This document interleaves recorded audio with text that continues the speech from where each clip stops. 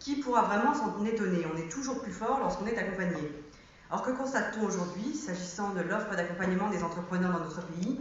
3 choses essentiellement. D'abord, c'est à peine un créateur sur 5 qui bénéficie de conseils et d'accompagnement. C'est évidemment tout à fait insuffisant.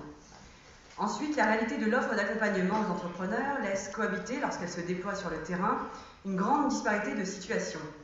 Quoi de commun, par exemple, entre un conseil formulé au moment d'une inscription au centre de formalité des entreprises et un accompagnement multiforme dispensé sur plusieurs années en faveur d'une entreprise innovante dont le projet va mettre plusieurs années à mûrir? Enfin, troisième constat, l'accompagnement mobilise un grand nombre d'intervenants, des acteurs nationaux et locaux, des organismes publics et privés, auxquels l'État, les collectivités territoriales, mais aussi des acteurs privés, entreprises ou fondations, apportent des soutiens financiers. Parmi ces acteurs, les chambres consulaires, bien sûr, mais également les réseaux associatifs, tels l'ADI, le réseau Entreprendre, le réseau des boutiques de gestion, la Fédération pionnière, les pépinières d'entreprise, les incubateurs ou encore l'Institut du mentorat.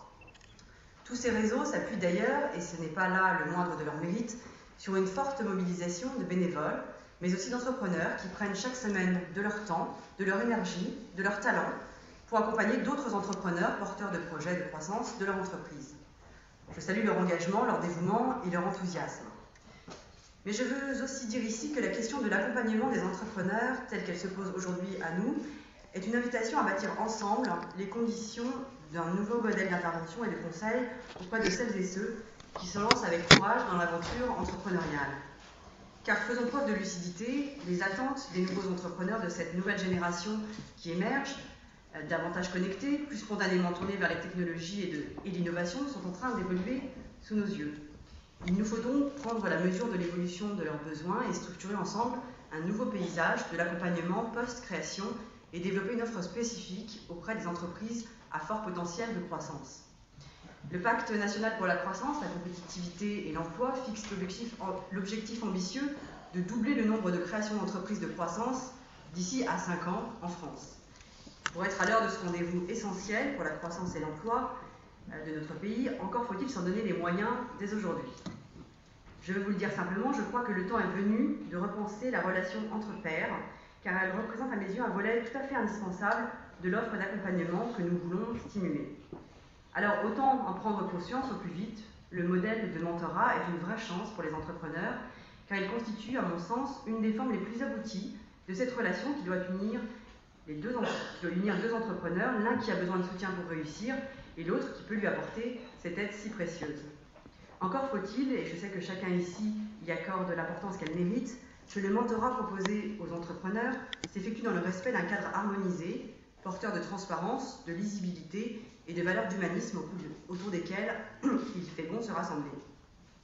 C'est tout le sens que nous avons souhaité donner, Arnaud Montebourg et moi-même, en coopération étroite avec l'IME, cher Dominique Crestino, à une démarche qui vise à offrir à tous, pour l'avenir, un référentiel partagé, définissant clairement le mode de relation mentorale et mettant l'accent sur les vertus du bénévolat et du désintérêt financier ou commercial.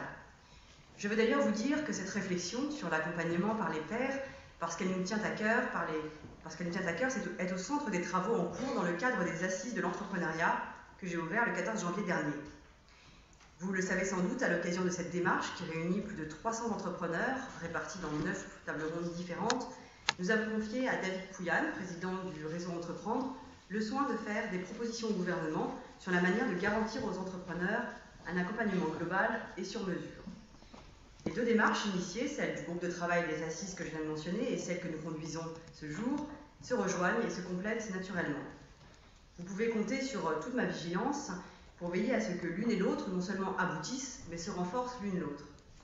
Ma foi dans l'accompagnement et plus spécifiquement dans le mentorat, je la puise d'abord dans l'observation des expériences étrangères dont on aurait bien tort de ne pas s'inspirer. Je songe par exemple au succès que les démarches de mentorat ont rencontré au Québec depuis plus de 10 ans. Mon espoir que le mentorat va contribuer à soutenir la croissance de nos PME qui ont encore tant de mal à grandir en France, je l'appuie aussi sur les résultats positifs des premières initiatives qui ont été prises dans notre pays pour soutenir la démarche mentorale sous l'impulsion de l'Institut du mentorat, créé en 2007 par la Chambre de commerce et d'industrie de Paris, pour assurer sa promotion dans nos territoires. Je veux redire toute mon estime à celles et ceux qui ont fait ces premiers pas et saluer la nouvelle étape qui vient d'être franchie avec la création en octobre dernier de la FIN.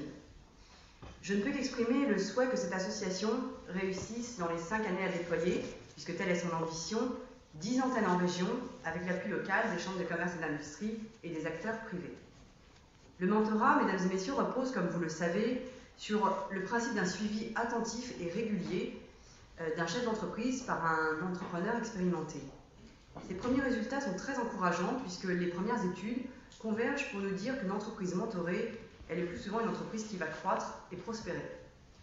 C'est pourquoi nous souhaitons vous accompagner aujourd'hui pour aider celles et ceux qui le souhaitent à franchir un palier supplémentaire dans la diffusion du mentorat dans notre pays.